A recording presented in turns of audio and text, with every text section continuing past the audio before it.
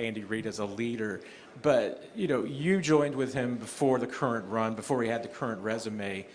When you walk into a room for the first time, how does he command it? How does he show it? What's his aura like? And do you have any good stories from early in your career about learning just about his leadership style and seeing it stand out?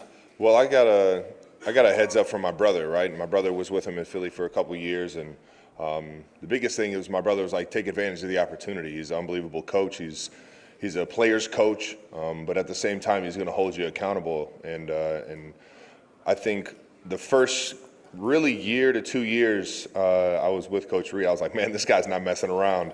Like, there wasn't too much of the personality that I see now, knowing that he's like a father figure to me. He's like, I don't know, one of my uncles growing up that I respect so much because of who he is. And I owe everything to that man and my career and where it's gone, where I was at Cincinnati and where I am now, man. I have nothing but respect for Coach Reid and how he's helped me get to where I am in life. Hi, Travis. Riley Trujillo with the Sporting News. Travis, Jason and Kylie have been playing coy about who they're rooting for this weekend. They know exactly who they're rooting for. But Kylie did mention that your nieces are going to be wearing shirts that say "Go Uncle Trav." Can you kind of talk about your relationship with them and what that support means for you? Jason and Kylie are, I love them to death. This game isn't going to get in between how much I love them. And the fact that the girls are going to be wearing a Go Uncle Travis shirt, it warms my heart and gives me, something else to fight for. And hopefully I can make them proud and put a few smiles on their faces throughout the game. Hey, Trav, I just want to know what you have come to learn and grown to admire about Taylor Swift's work ethic. Her work ethic? Yeah. What I saw on that tour last year was pretty remarkable. I mean, to see the week in, week out, traveling from one country to the next, and how excruciating it is on her body and on her mind. And it's not just her; it was her entire tour. It was the dancers, it was the band, the singers, it was everybody involved, and it was an absolute machine. And it was something I could admire watching and take a lot of notes from. Hey, Travis, over here. There's a whole bunch of people's hands up. Go ahead and just hit it. Yeah, thank you. Gotcha. Adam, what's going on? Hey, you said the other night you plan to play next year and maybe beyond as well. What's left for you the rest of your career? And I'll have a quick follow-up. Yeah, I got a full heart of football left in me. I really love this game, and I think throughout the year it can get pretty tough, but it's moments like these, the playoffs, these memories that I'll have with the teammates and coaches that I go to war with, and wanting to keep that legacy or keep finding new ways to create those memories, I think will I don't know, just keep fueling me and my love for football, man. You see your role changing at all?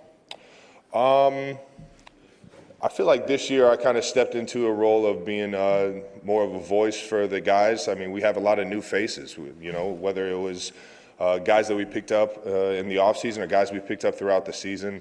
Obviously, Kareem and Juju have been here. They understand the culture and everything, but just being able to be there for the young guys and help them understand the offense better and hopefully understand, how to weather the storm of a week like this. Good morning, Travis.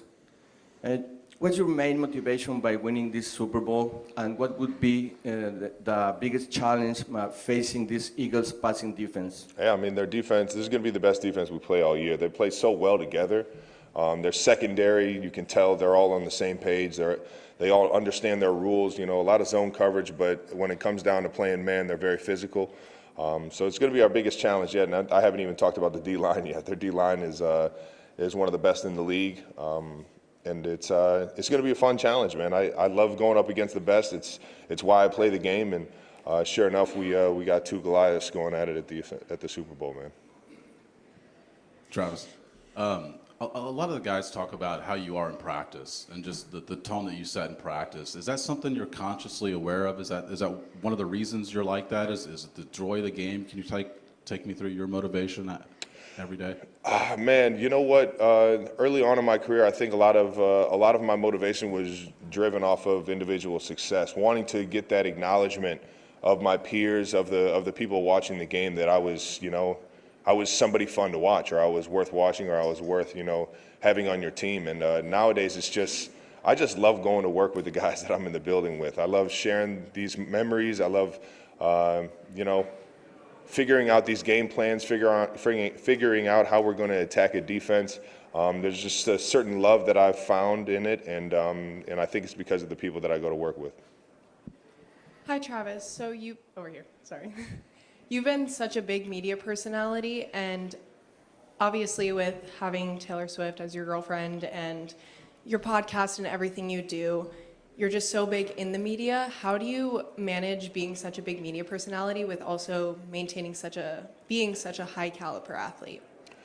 Well, I think everything in the media is fun. You gotta treat it as, it's all entertainment. So you're trying to either put a smile on somebody's face or give a good intake on what's at stake. And I think my balance is, you got to take yourself out of the media world and into reality whenever you're not doing media. And what's real is the people around you, your loved ones, your family, your support system.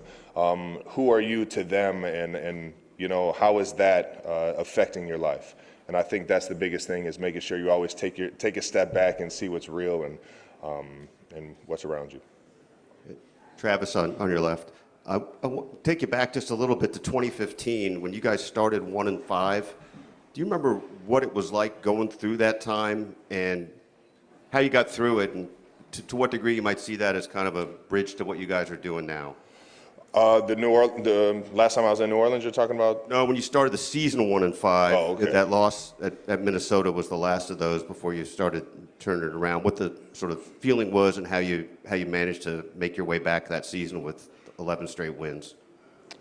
I think the biggest thing is just understanding how to come together. The team atmosphere or the culture in Kansas City is unlike anything else, and I think that's a nod to Coach Reed and how he's day in, day out the leader of that building, and he sets challenges each and every single week for the team to be able to attack. And I think over the course of a season, you find yourself slowly climbing the staircase of success, and finding how to better yourself, to better your teammates, how to be more accountable for the people around you.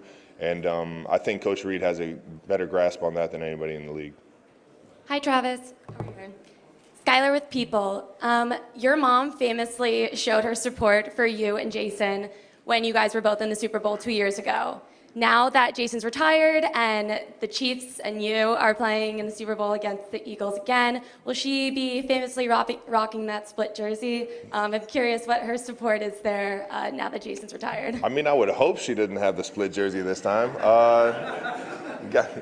Philly reeled in my entire family on this one. No, I think she'll be wearing red. I think everybody outside of Jason and Kylie are going to be wearing all red. Will she be making you those famous cookies again? Oh, you know it. You know it. Never playing a Super Bowl without them. Travis, here in the center, in the middle. There's been a lot of noise about you guys being helped in some way or another to get here. Why do you think people is so bothered by other success? I don't know. I feel like I've been there before, and I used to look at the Patriots like that, and I used to have the desire to have the success that they had.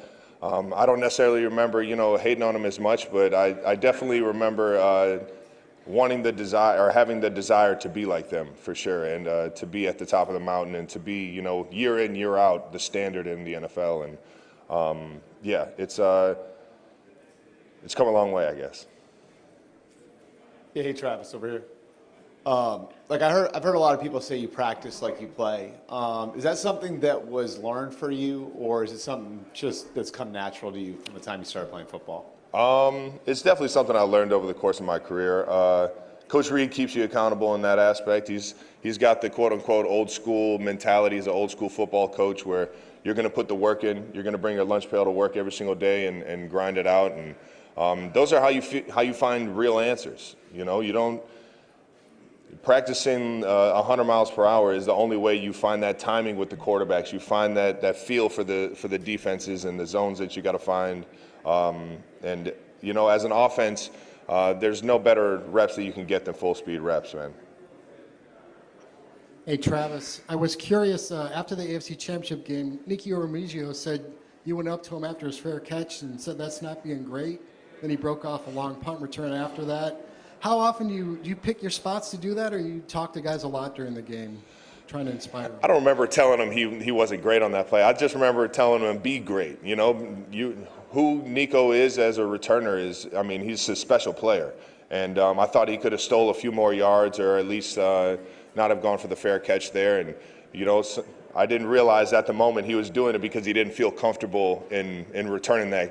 And it's like, by all means, do your job, dog. If you don't feel comfortable returning that thing, don't do it. And sure enough, he went out there the next time, had a huge play for us, and I was so happy for him. I was the first guy to run over to him and get hyped for him and tell him he was being great. So I got all the love in the world for Nico, and I definitely trust everything he's doing back there. I don't know if I challenge guys individually. I think I'm naturally just on the sidelines, making sure everybody has the sense of urgency to, you know, get excited about their job for sure. Travis, Will Compton with Bussin' with the Boys. Earlier this year when he you. broke the franchise record, you see him to not really hit the dunk on the field goal post. And then every time you see him to hit the open field, you might be getting hogged down. I'm not saying it, but I think a lot of people would like to know if you feel like you've lost a step. It's motivation right there, isn't it? I've been eating clean. I haven't been drinking as much. I'm a little lower on the pounds this week, so hopefully I can run away from some Eagles out there. But I also saw you run your 40 the other day, and we might be in the same boat, bud. Shout out to Bussin', baby. You have a lot of attention for the media outside and inside of the field. How do you deal with that? And does it affect in positive or give you a lot of pressure? And will you have a special routine this Saturday before the game to the Super Bowl?